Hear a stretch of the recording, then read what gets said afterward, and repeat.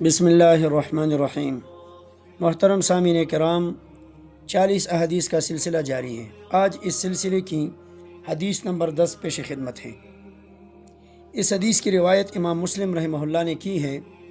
نبی کریم صلی اللہ علیہ وسلم نے فرمایا، لیس الشدید بالسرعۃ انما الشدید الذی یملک نفسہ عند الغضب، کہ پہلوان وہ شخص نہیں جو لوگوں کو پچھاڑ دیں، بلکہ پہلوان وہ شخص ہیں جو غصے کے وقت اپنے نفس پر قابو رکھے۔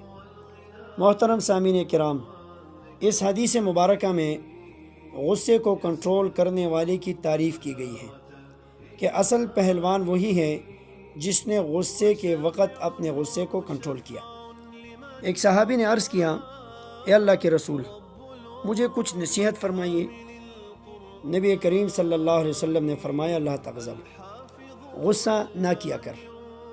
صحابی فرماتے ہیں، میں نے پھر پوچھا کہ مجھے کچھ نصیحت فرمائیے، تو نبی کریم صلی اللہ علیہ وسلم نے فرمایا، لا تغضب۔ میرے بار بار پوچھنے پر بھی نبی کریم صلی اللہ علیہ وسلم نے یہی فرمایا کہ غصہ نہ کیا کر۔ تو صحابی فرماتے ہیں، میں اس نتیجے پر پہنچا کہ الغضب یجمع الشر کلہ، کہ غصہ تمام برائیوں کی جڑ ہے۔ اس لیے ہمیں چاہیے کہ ہم اپنے غصے پر کنٹرول کریں، لیکن یہ بات یاد رکھیں کہ غصے کے دوران غصے کو کنٹرول کرنا، اس کی بات ہو رہی ہے حدیث میں۔ اسی طرح ایک حدیث میں فرمایا کہ جس شخص نے اپنے غصے کو دبا لیا، حالانکہ وہ غصہ اتارنے پر قادر تھا، تو اللہ تعالیٰ اس شخص کو تمام مخلوق کے سامنے بلا کر اختیار دیں گے کہ جس حور کو چاہتے ہو اس کو پسند کر کے لے جاؤ۔ اسی طرح ایک حدیث شریف میں آتا ہے کہ موسیٰ علیہ السلام نے فرمایا کہ یا اللہ، تیرے بندوں میں کون سا بندہ تیرے نزدیک زیادہ محبوب ہے؟ تو اللہ کریم نے فرمایا، جو قادر ہو کر بھی معاف کر دے۔ اس لیے محترم سامعین کرام، ہمیں اپنے غصے پر کنٹرول کرنا چاہیے۔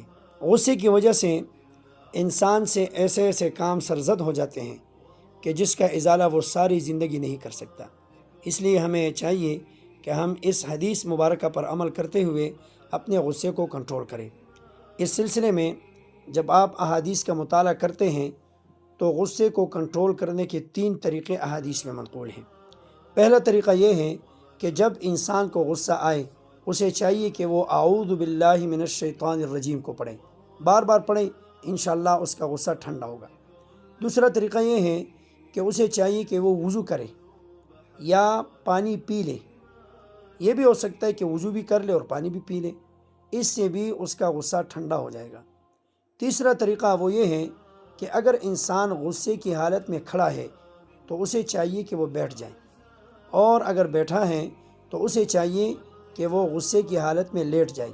انشاءاللہ اللہ کے فضل سے اس کا غصہ کنٹرول ہوگا۔ تو یہ 3 طریقے ہیں، یہ بھی جائز ہیں کہ انسان تینوں طریقوں پر عمل کریں۔ اعوذ باللہ پڑھ لیں، جا کر وضو کر لیں، پانی پی لیں اور اپنی حالت کو تبدیل کر لیں۔ اگر کھڑا ہے تو بیٹھ جائیں، بیٹھا ہے تو لیٹ جائیں۔ اللہ پاک عمل کرنے کی توفیق عطا فرمائے۔